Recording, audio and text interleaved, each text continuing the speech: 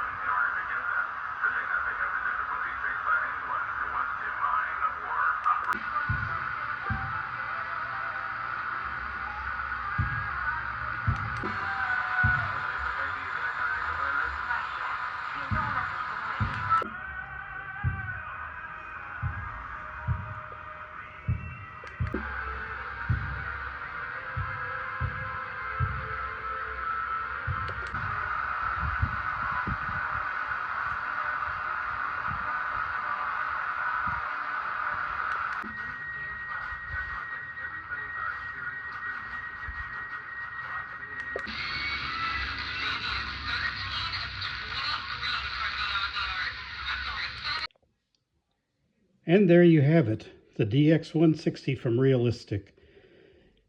I believe that this may have been Radio Shack's response to the Heathkit GR78.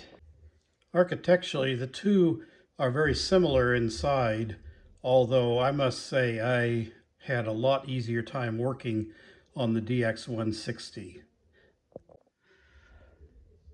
I did completely align the DX-160, and I also recapped it.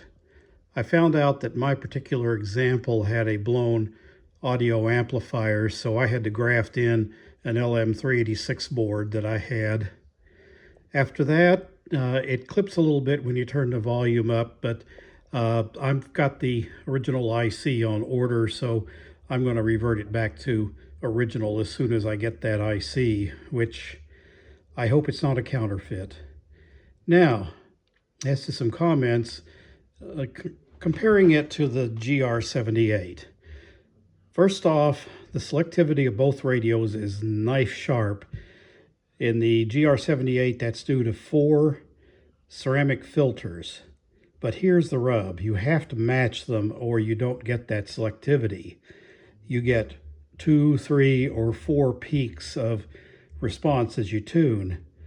The DX-160 only has 1 ceramic filter and 2 other conventional IF stages, but its selectivity is knife sharp, and you only have the 1 peak because you only have the 1 ceramic filter to match or deal with.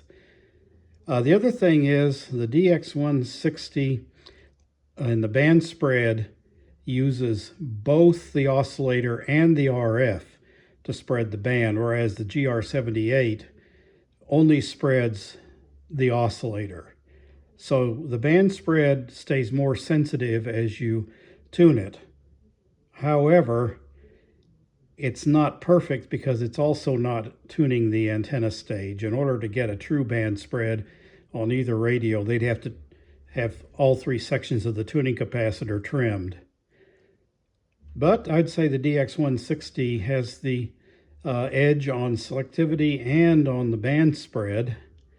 As far as internal construction, the GR78 has daughter boards that plug into an RF front-end main board, and that certainly makes it a little bit more difficult to work on.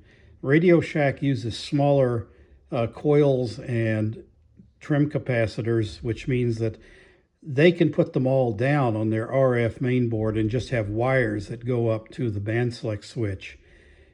It's a shame that they had soldering problems on the DX-160 that people have reported and you have to go in and fix.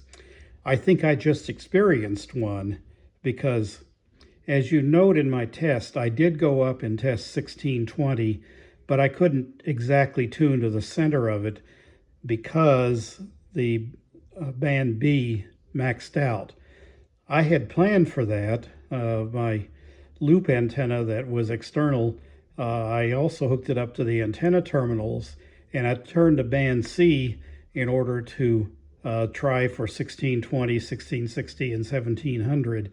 However, band C is currently dead, which is discouraging because I had just aligned it the other day and it was plenty alive. But I'm not going to complain too much about that. The fact that the DX-160 tunes up to 160 and the GR78, you have to tune the AM band in two sections, breaking at 1300, makes the DX-160 a little easier to use. Now, about sensitivity. Both are really hot radios. I was extremely surprised. However, at the time that I worked on the DX-160, I took the opportunity to take out the 120 millimeter ferrite bar antenna and put in a 200 millimeter ferrite bar antenna. I have a whole lot of them, and I knew that without a good ferrite bar antenna, this radio just didn't have much of a chance of being sensitive. And after I put in that 200 millimeter ferrite bar antenna, it is a sensitive little radio. Is it the most sensitive I own? I don't know. Probably the RF 2200 still has it beat, with the ICF 2010 coming close, but it's still a very sensitive little radio, certainly worth what I paid for it, and certainly worth being an introductory shortwave receiver for those who are interested in getting into the hobby. Just make sure that you're able to put in the 200 millimeter ferrite bar antenna if you really want DX on AM, and make sure that you're comfortable with recapping if you have to. Be very careful of the external amp IC. It will blow if you look at it wrong.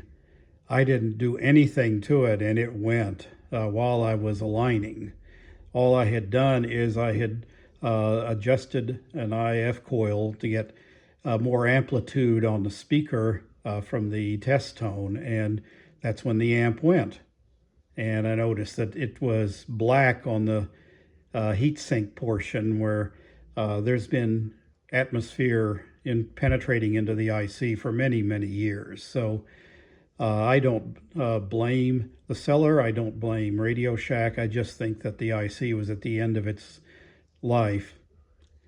So there you have it, DX-160 from Realistic. If you enjoy these videos, click the subscribe button and click the bell icon so that you'll know when I post new content.